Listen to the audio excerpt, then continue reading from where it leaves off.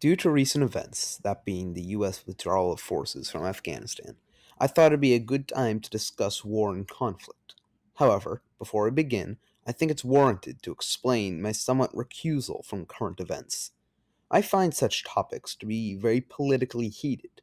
People tend to attach their opinion on these events to their personality and don't have the benefit of hindsight to show more apparent evidence. People tend to build a personal connection to certain figures and beliefs. When those entities are questioned, people take it as a personal attack. I am, of course, not impervious to this. So I also recuse myself because I don't wish to have my mind clouded by personal attachments to the ideas and people in question. The concept of an open marketplace of ideas in which nothing is above questioning, including myself and my beliefs, is a core tenet of my political and philosophical framework. All that is why today I will not be discussing my opinion on the withdrawal. It was a necessity, albeit poorly executed. Rather, I would like to first discuss what makes a country. That is to say, what exactly are the requirements and how did we determine them? Second, I think it's warranted to discuss my views on warfare as a whole, when and if it is needed, what should it look like, and why I think we have wars. Let us begin by defining what a country is, as well as a nation. When I refer to a country, what I really mean is a state, that is to say, a set territory with a governing body of some sorts.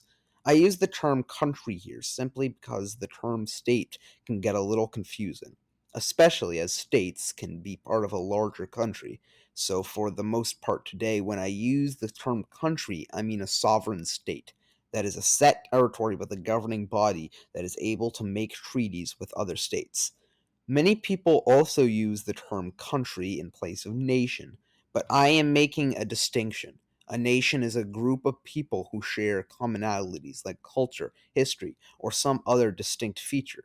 Since the 19th century, it's become very common to see nation states, that is, a country unified mainly based on the shared nationality. An example I give is that of Germany, who in the 1800s was a collection of states usually unified under the Holy Roman Empire and later the German Confederation. If you lived in Germany during this time, your nationality may have been Germanic, but your country was Prussia or Bavaria or some other Germanic country. For me, nationality is simply a way to get people to be proud of the society in which they participate. What truly matters is the state or country itself. I would suggest that although nation states are fine, people must be wary of becoming too concerned with their nationality. When people become too prideful of their nation, they sow distrust in the state. They start to see other nationalities as not having an interest in them, and in turn begin to lack interest in other nationalities. That is to say, sectioning oneself off from the rest of the world based on differences you have is a very slippery slope. Why is this? Because at its core, nationality is an us versus them scenario, with the notion that me and my people are different from them and their people based on arbitrary differences. The greatest internal threat to a country are twofold. Either A, perceived differences between the people and the government that are ideologically or reasonably based. That is to say, a government that abuses its power or does a poor job governing, for example, in the case of a group of rich oligarchs ruling over the masses, there exists a tangible difference in material well being between the two. And if the oligarchs aren't acting in the people's best interest, it is reasonable to remove them from their base of power. Or scenario B, perceived differences between the people and the government that are arbitrary or unreasonably based. If the masses drink coffee and the rulers drink tea, an overhaul of the government would be unreasonable because the distinction has no basis in reality. Even more concerning is when a government led by a certain group of people gives preference to members of its own nationality, as we saw in many of the empires of old and even still see in the modern world. This is the problem we face when it comes to nationality. People quickly forget to keep themselves in check because the distinction they are making is not based on a difference that matters in any way. I am a firm believer in egalitarianism. That is, I believe all people should be treated as equal and be given equal protections and opportunities. Furthermore, I am a firm believer in humanistic values, that we must make do with what we've got and take care of each other. So I firmly reject the notion that culture and shared history is anything more than a conversation piece or a fun tradition. We are all humans, and we must recognize that. Now, of course, there are people who have been drawn the short straw, so to say, in the past, and they may need our help going forward, and we should give it to them with open arms and look to the past as a warning sign to make sure we move onwards and upwards to greater things as an entire species. Keep this in mind when people attempt to play up jingoistic nature in all of us. Division is never the answer and is simply a form of primitive us versus them mentalities. A country is the governing body and the people that are governed, and we are all in this together.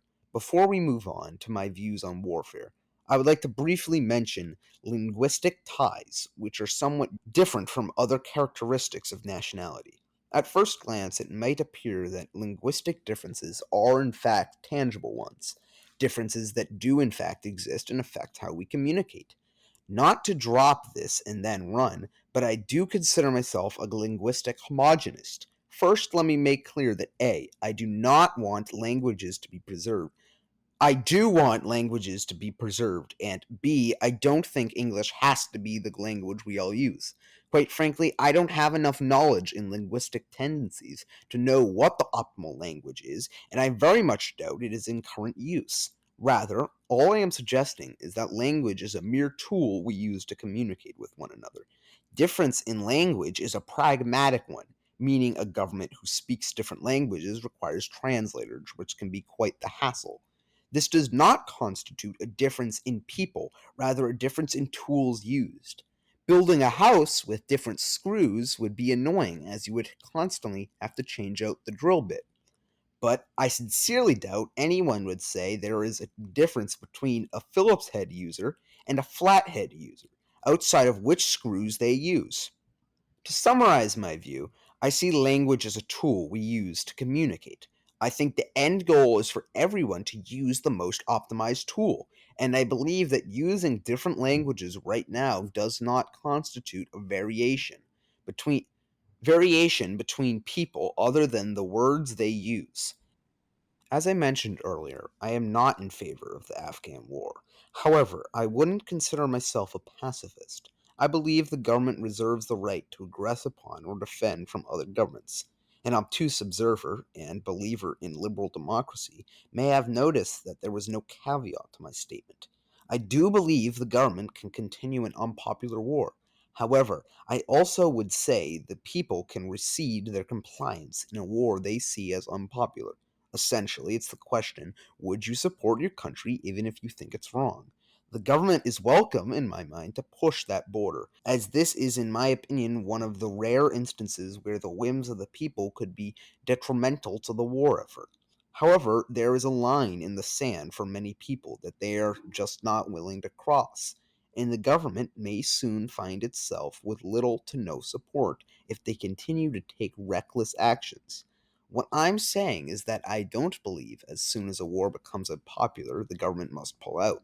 I say this because if the system is set up correctly, governments that want to stay in power will comply with the people and pull out unless the war is a necessity, which will drive them to continue on.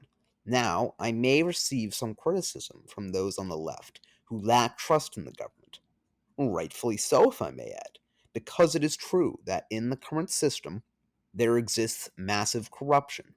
My assessment of war requires that if there are any rotten apples, that is, people who wish to abuse their power, their end goal is the accumulation of power, something that is threatened by unpopularity. The issue of war overlaps with another issue faced by America, that is, the existence of private money in the government. I'll try and keep it concise, but many politicians simply look for the cash that they can get from private interests like weapons manufacturers, who benefit from war. They are not the puppeteers, rather, they are the puppets. And I'll concede this, that as we have just seen with Afghanistan, As long as companies and private individuals are able to pay off public officials and the people are forced to choose between bad or less bad, we will continue to have corruption. But I am discussing my views from a principled lens. So, to clarify, I am assuming that reforms would go hand in hand. This is because the problems faced by America are largely connected, and if you work to fix one, you should work to fix all. To summarize, my views on war is that the government is given the right by the people to manage diplomatic relations with other countries and governments, and this includes the full deck of cards, so to say. And the government, acting in good faith, as with all things, is maintained by the approval of the people. Thus, as approval for the war and government goes down, the cost of the war will increase, and there should be a point where the cost is too great for the war to continue. All this assuming that the government's intent is at least focused on the well being of the country or their continual position of power. However, there is another aspect of warfare, that is, international law. Although I have quite a few issues with globalism, especially economically, my end goal is global unity and the existence of a human wide union based on the common struggle of human existence. And so I support initiatives like the European Union and especially the United Nations. And in fact, I argue for larger and more federal systems across continents and the globe. So, one thing I take very seriously is international law, and it's something I have somewhat mixed feelings about. When countries agree to participate in larger confederations, they give up some of their sovereignty in exchange for the benefits that come along with larger unions. I just said that countries receive the right to engage in warfare from their people, but they can also give this right away. A non aggression pact between two countries forfeits the government's right to declare war on the state with which the agreement was signed. It is these kinds of agreements that I think should always be maintained. This is for the same reason that I abide by the law, even when it might not be favorable, so that I can rely on others to do the same. I plan to discuss this at a later date, but to me, morality is subjective, meaning human created.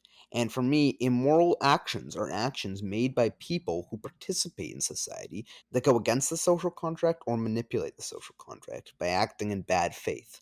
All this is to say, when the government agrees to a pact, it must abide by it. Furthermore, there are certain rules of war that this applies to. Don't attack those who have surrendered. Civilians or diplomats are all practically based so that a war can be undertaken. They have their basis in reason. However, I also believe that a government is responsible to its people. As governments emerge, I hope one day there will be a government responsible to all people. But when you participate in a society, you are responsible to your society. There are some universal principles, but in the end, a society formulates a government, and the government is responsible for those who gave it power. In other words, its citizens. So, although I would suggest the government follows all rules of war and acts in as humane a manner as possible, I would still support my government, even if it didn't. So long as it does not pass my line in the sand, as mentioned before. Since this episode also includes lots of current events, I think this is a good point to bring up the Iran nuclear deal. The US pulled out and violated, in a sense, its side of the contract. My point essentially is that governments are able to act in the interest of their own citizens, but they also have to understand that this comes at a loss of credibility. So when the United States pulls out of deals like the Paris Climate Agreement or the Iran deal or really any deal, when it violates international law, it destroys its own credibility, and then it can't expect other people to go along with it. So, for example, when the U.S. deposed Gaddafi in Libya, it asked him to give up his weapons, and he complied because he didn't want the U.S. to topple him. And then the U.S. toppled him, and I think that people kind of have to realize that then when the U.S. asks Kim Jong Un to give up his weapons, there's going to be that same response because the U.S. isn't seen as a credible figure. So I really would warn against violating international laws. It kind of destroys one's credibility. The reason I won't say firmly that you have to abide by international law is because I think there are certain examples where strategically the costs to your own citizens in your own country just to comply with international law simply aren't worth it. But as a general rule, I think you should try and stay in line with international law as much as possible. It also should be recognized that when the government does break the rules of war, it has lost its moral high ground, so to say. It will have trouble judging others who have committed war crimes going forward, as it is no longer pure, and the justifications it used are still valid for its oppositions. This is where I diverge from a utilitarian framework, that being the notion that we should maximize happiness and minimize suffering. I agree that it is largely the consequences that matter and not the user's interaction. What I mean by that is allowing a bad thing to happen is preferable to dirtying one's hands. However, in my opinion, a utilitarian, such as myself, voids my own moral framework when the social contract is available. This is because of my previous point that the moral high ground comes from having consistency with one's views, and in order to judge deviants for their actions, I must work to not be a deviant myself, even if it benefits my own country, because this is a short term gain for the long term sacrifice that is an unstable social contract. To return to the problem at hand, all of that is why I believe the government should abide, for the most part, by international law, for the simple sake of consistency and the maintaining of the social contract. To wrap up this video, I'd like to use a concept presented to me by a good friend. That is, that we must always weigh morality and stability. Certain actions are clearly immoral until we cross a line, and suddenly they are not. Morality isn't written in stone, it's subjective, something we have created and reasoned through. Actions themselves cannot be thrown into moral or immoral, they are far more nuanced than that. Factors like the situation and the judge must also be taken into account. Nowhere is this more apparent than war, which is a nasty business with massive costs and implications. I am not disillusioned into thinking we won't have another war. In fact, I'd say it's nearly inevitable. But as a species, we are faced by some massive hurdles that we must overcome, and we can only ever hope to do that is and the only way we can ever hope to do that is if we can commit to working together and helping each other out to achieve global prosperity, because we are all human and we are all in this together. I know that was a pretty good ending to leave off the video, but this is one of those less scripted parts. As I was listening back to the podcast, it kind of sounds like I was a little ambiguous towards the end, and I think it could be misinterpreted as me justifying war crimes and stuff like that, and I don't want to be mixed up with that. What I'm saying is that, for example, when the US does commit war crimes, it is going to have trouble judging other countries. So, like when the US drops napalm on civilians in Vietnam, it can't then go and look at other dictators and countries and say, oh, look what you're doing to these people. Oh, that's horrible. I think it'll have trouble doing that. So that's what I'm kind of saying. I want it to be consistency. That's what I meant by like the judge, where actions are immoral until you look at them from a different lens. And for example, you could say that something, I'm just going to say, I don't want to think of a dictator. So this dictator did is immoral. And then that dictator can say, well, I'm being judged by you, the United States. You committed these other things. So either you have to admit that you're immoral, in which case you're a bad judge. I don't want to be judged as being immoral by another person who's immoral. Or you have to admit that these actions aren't wrong, or you have to find some distinction. And that's the issue that I kind of see. Anyways, this has been the Unionist Central Podcast. Andrew Gould, signing off.